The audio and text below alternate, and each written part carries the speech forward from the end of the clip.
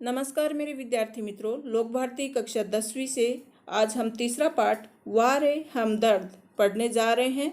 ये एक हास्य व्यंग्यात्मक निबंध है जिसके लेखक घनश्याम अग्रवाल हैं।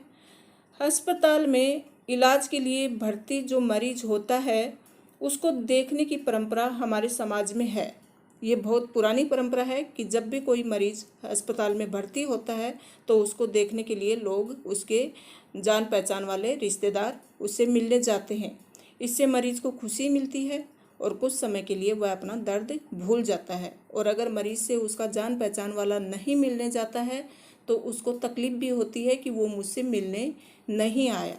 लेकिन यहाँ लेखक ने इस निबंध के माध्यम से ये बताया है कि कुछ हमदर्द ऐसे होते हैं, कुछ मिलने वाले लोग ऐसे होते हैं जो मरीज के लिए परेशानी का कारण बन जाते हैं। वो वास्तव में हमदर्द नहीं होते। कभी कभी हमदर्दी भी रोगी की मानसिक पीड़ा का कारण बन जाती है। तो इस निबंध में जहाँ एक और समाज में विद्यमान परोपकार की भावना पर प्रकाश डाला है, तो वहीं दूसरी ओर बड़े ही रोचक ढंग से हमदर्द लोगों की मानसिकता को भी चित्रित किया है कि क्या वास्तव में हमदर्द हमारे हमदर्द होते हैं या फिर हमें परेशान करने के लिए वो हमदर्दी जताते हैं।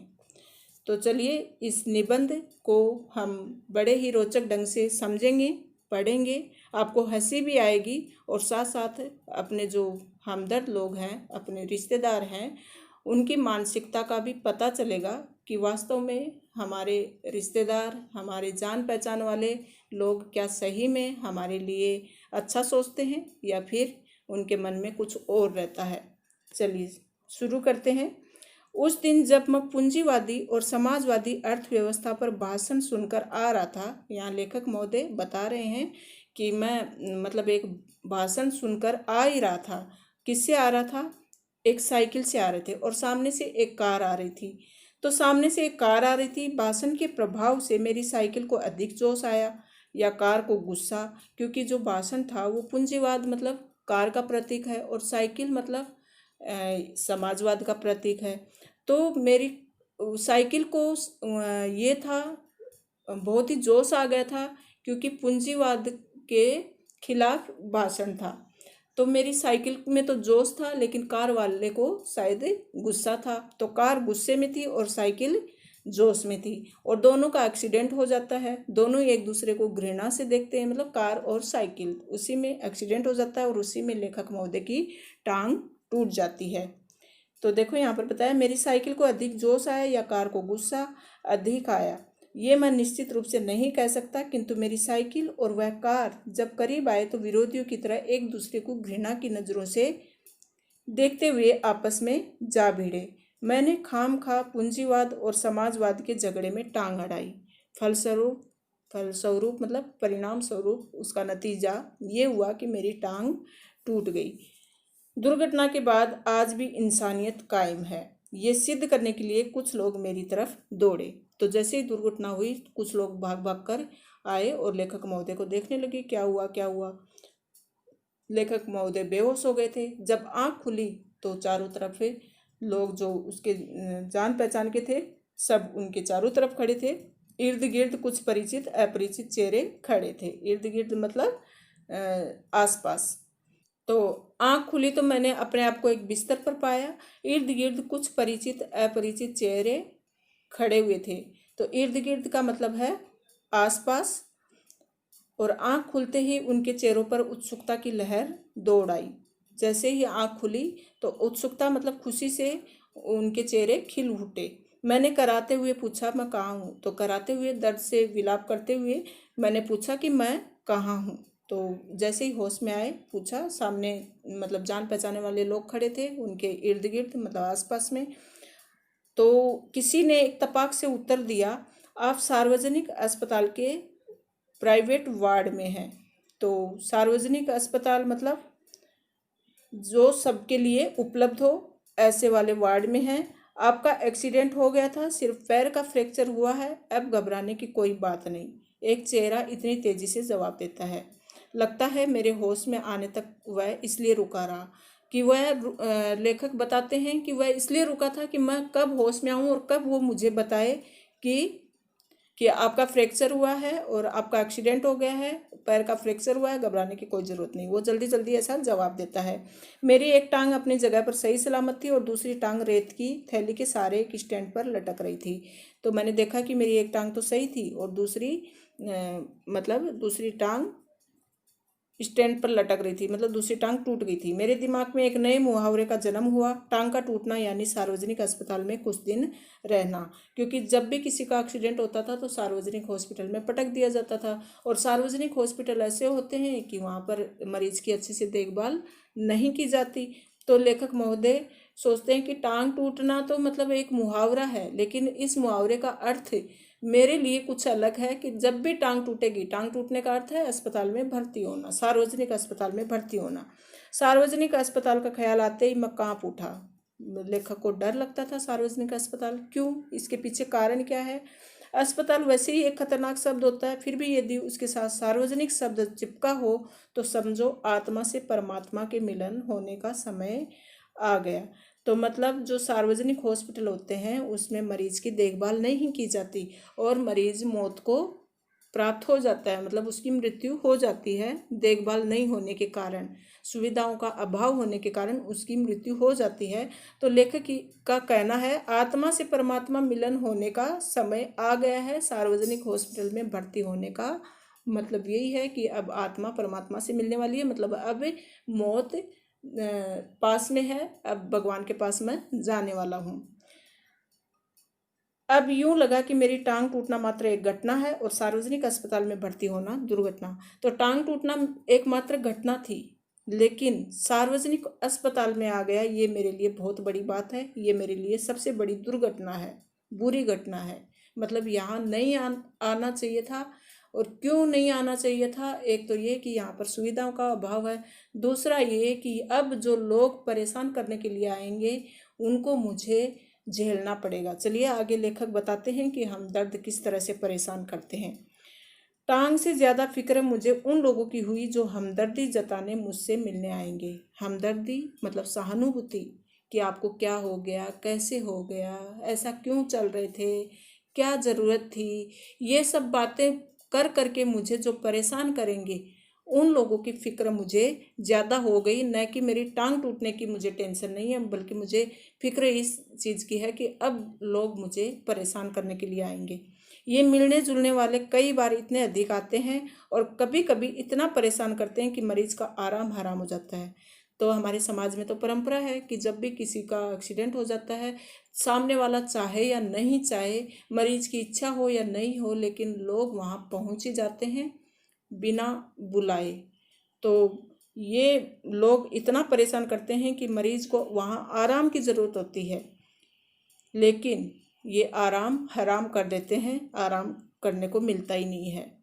जनरल वार्ड का तो एक नियम होता है कि आप मरीज को एक निश्चित समय पर आकर ही तकलीफ दें, किंतु प्राइवेट वार्ड ये तो एक खुला निमंत्रण है। तो यहाँ जनरल वार्ड और प्राइवेट वार्ड का अंतर बताया कि जनरल वार्ड में तो निश्चित समय होता है, जैसे कई कई हॉस्पिटल पर लिखा होता है कि मिलने का समय सुबह 11 से 3 बजे के बीच, तो उसी समय आप जाकर मरीज को तकलीफ दे सकते हैं। यहाँ लेखक ने तकलीफ देना शब्द का प्रयोग किया है क्योंकि मरीज को हमदर्द जो जाते हैं मिलने के लिए वो हमदर्दी कम जताते हैं बल्कि परेशान ज़्यादा करते हैं। उससे मरीज को परेशानी होती है, उसको कोई अच्छा नहीं लगता उससे मिलने जाते हैं तो ये लेखक ने यहाँ बताया है।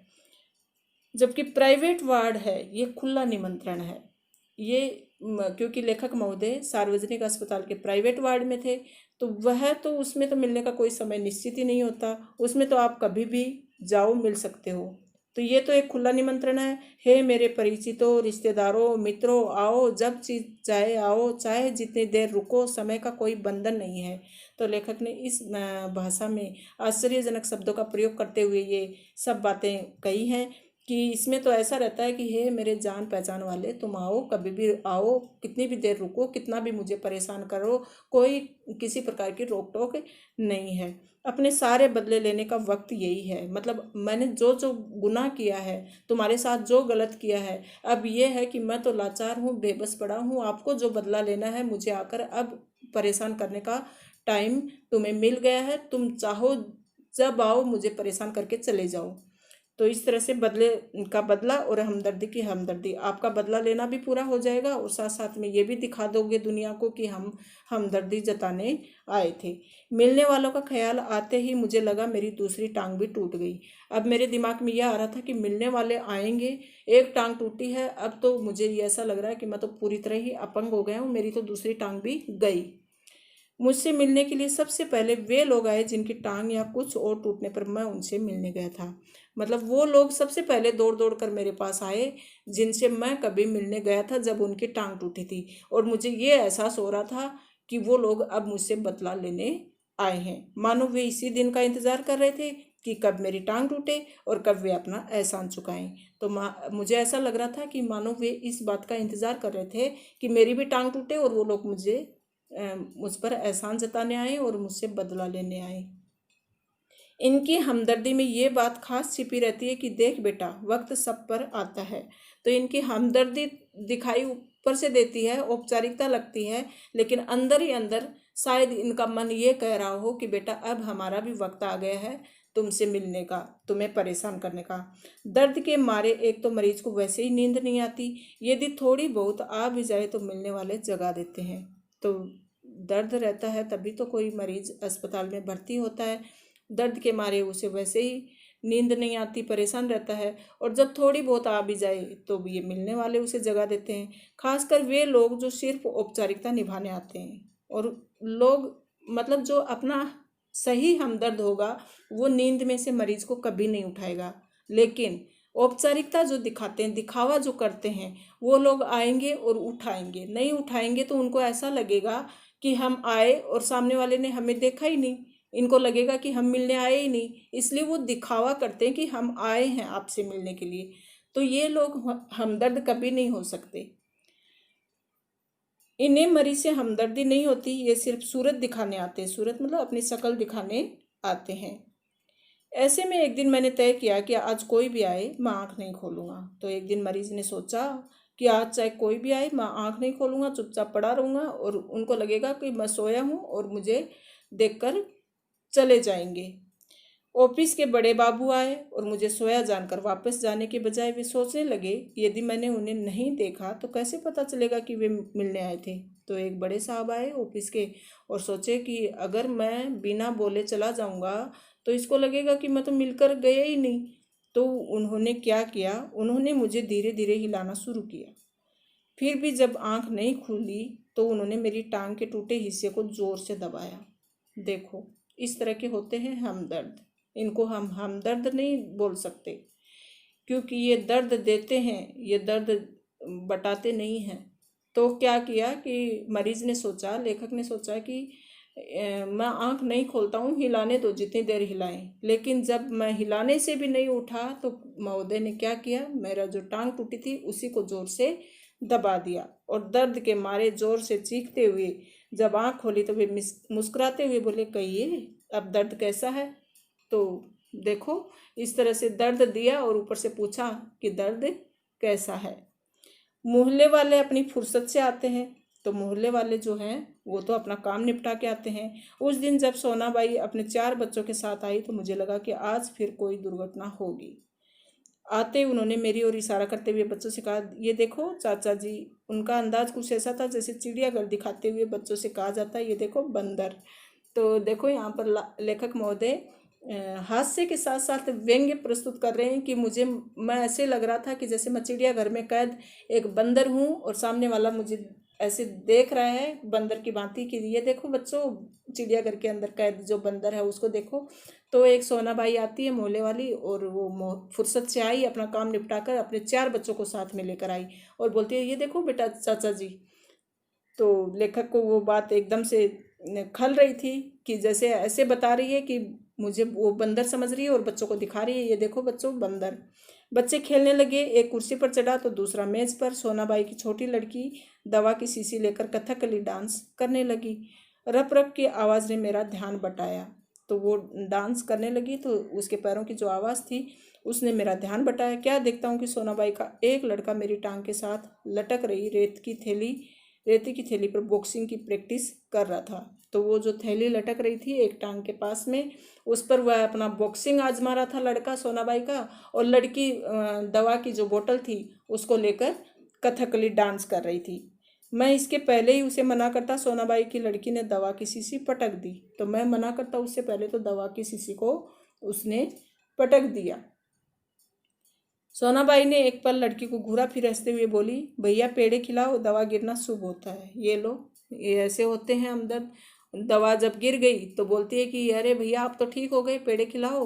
ऊपर से अपनी लड़की को डांटने की बजाय उन्होंने ये दर्द ऊपर से दिया कि अब तो पेड़े खिलाओ, दवा गिरना तो शुभ होता है, अब आप जल्दी ठीक हो जाओगे। दवा गई, समझो बीमारी गई। इसके 2 घंटों बाद सोनाबाई गई, ये कहकर कि फिर आऊँगी। मैं भीतर तक काँप गया।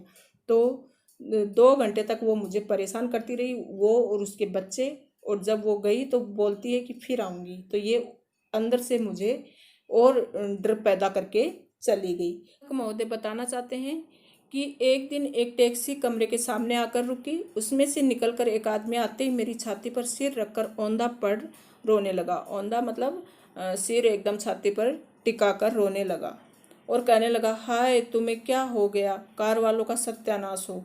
मैंने दिल में कहा कि मुझे जो हुआ सो हुआ, पर तू क्यों रोता है, तुझे क्या हुआ। मतलब इतना भी हमदर्दी जताने की क्या ज़रूरत है, इतनी भी औपचारिकता, इतना भी दिखावा करने की क्या ज़रूरत है। लेखक यहाँ कहना चाहते हैं कि लोग दिखावा बहुत करते हैं, उनको दर्द नहीं होता है, उनको तकलीफ नहीं होती है किसी मरीज से, लेकिन उनको ना दिखावा करने की जो आदत है, हमारे समाज की जो परंपरा है, वो बहुत गलत है।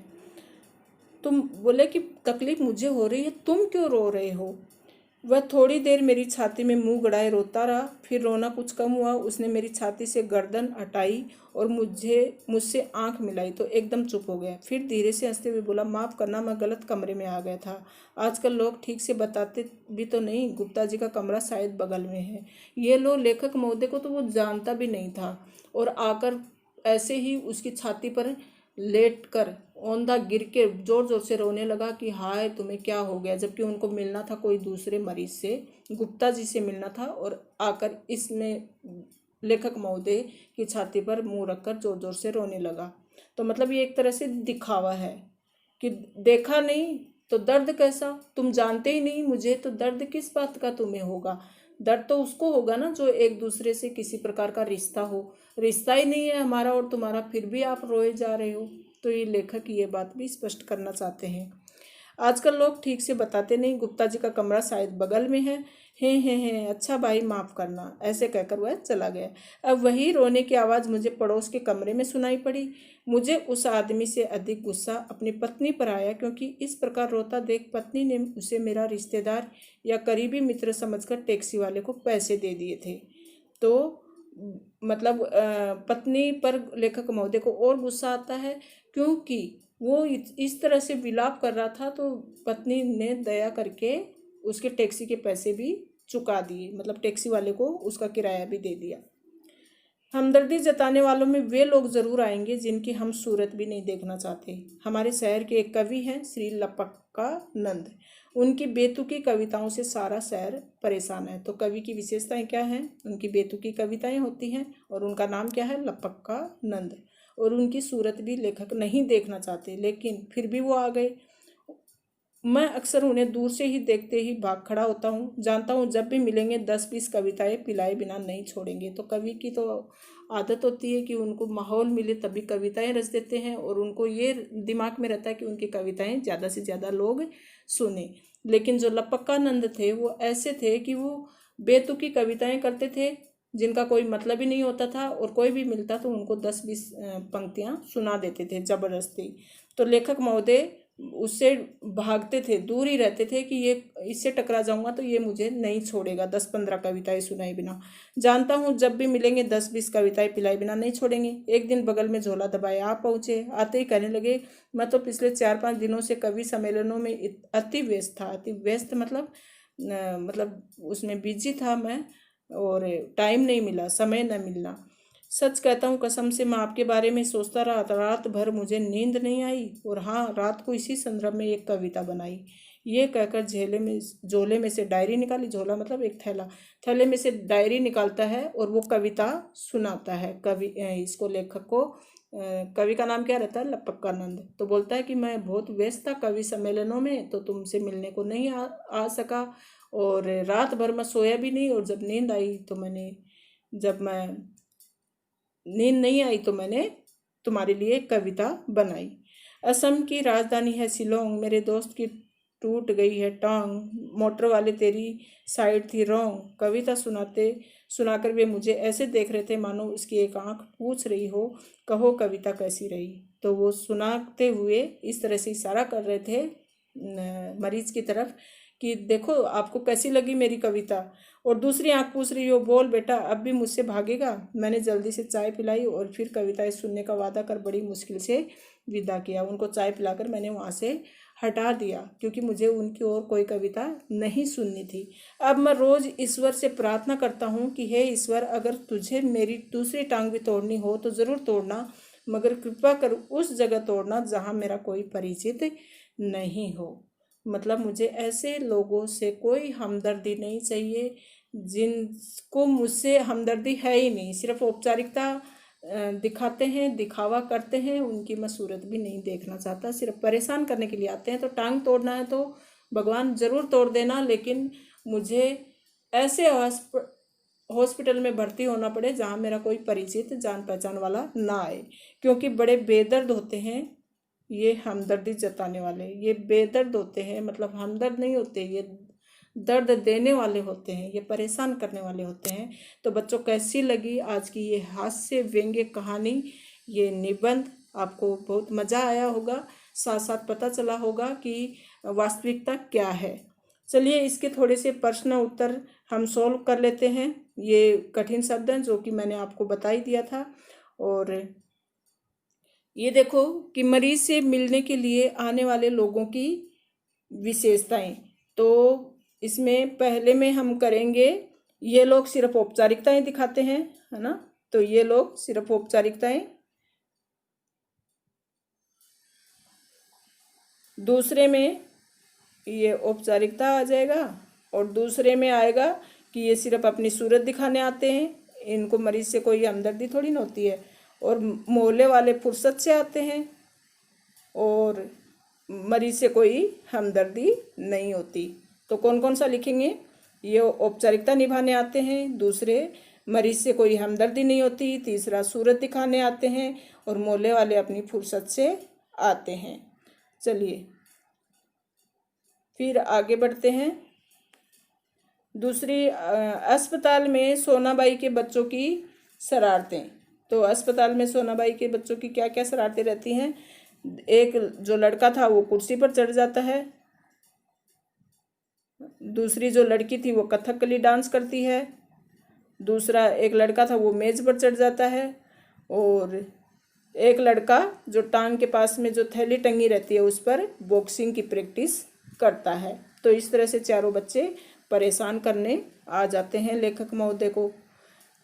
फिर इधर क्या है? प्राइवेट अस्पताल और सार्वजनिक अस्पताल। तो प्राइवेट अस्पताल की विशेषता है कि उसमें मरीज पर ज़्यादा ध्यान दिया जाता है, सुविधाएं अधिक होती हैं, और सार्वजनिक अस्पताल में मरीज पर ध्यान नहीं दिया जाता है। और प्राइवेट वार्ड में मिलने का कोई समय निश्चित नहीं होता, जनरल वार्ड में मिलने का समय निश्चित होता है। इस तरह से अंतर आप लिख सकते हैं। लेखक को अधिक गुस्सा अपनी पत्नी पर आया, कारण बताओ। तो मैंने बताया था ना कि लेखक की पत्नी ने, मतलब वो ज़्यादा ही छाती पीटकर जो रो रहा था, छाती पर मुंह टिकाकर औंधा होकर रो रहा था, तो लेखक की पत्नी को लगा कि ये बहुत ही करीबी रिश्तेदार है, इसके लिए उसकी टैक्सी के पैसे लेखक की पत्नी ने चुका दिए थे। तो इसके लिए लेखक को बहुत गुस्सा आता है पत्नी पर। लेखक कहते हैं कि मेरी दूसरी टांग उस जगह तोड़ना जहाँ कोई परिचित न हो, क्योंकि लेखक का कहना है कि ये बहुत ही बेदर्द होते हैं, जो जान पहचान वाले होते हैं, ये हमदर्द नहीं होते, ये सिर्फ परेशान करने आते हैं, सूरत दिखाने आते हैं, औपचारिकता दिखाते हैं। फिर वह स्थान जहाँ अनेक पशु पक्षी रखे जाते हैं। तो एक शब्द आया था बच्चों, आपको पता होगा, चिड़ियाघर। तो चिड़ियाघर जो होता है जहाँ मुफ्त में खाना मिलता है। तो मुफ्त में खाना, भोजन कहाँ मिलता है?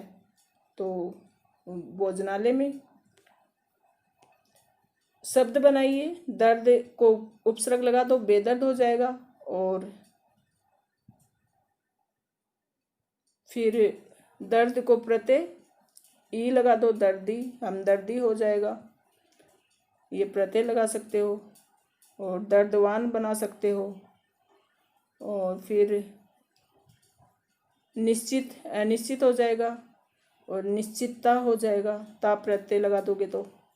इस तरह से मरीज से मिलने जाते समय कौन कौन सी सावधानियां बरतनी चाहिए, ये तो आपको खुद का कॉमन सेंस की बात है कि ये समझना चाहिए कि कौन कौन सी सावधानियां बरतनी चाहिए। कि हमें मरीज से प्रेम पूर्वक बात करनी चाहिए, उनको कुछ समय मिलने नहीं जाना चाहिए, ज़्यादा समय उनके पास नहीं रुकना चाहिए, उनके लिए फल फ्रूट इत्यादि लेकर जाना चाहिए। और अगर मरीज सो रहा हो तो नींद में से उसे नहीं जगाना चाहिए। तो आप अपने मन से अच्छे शब्दों का प्रयोग करते हुए लिख सकते हो। धन्यवाद मेरे विद्यार्थी मित्रों। अगर आपको ये पाठ अच्छे से समझ में आया तो वीडियो को लाइक कीजिएगा, शेयर कीजिएगा और चैनल को सब्सक्राइब करना ना भूलें।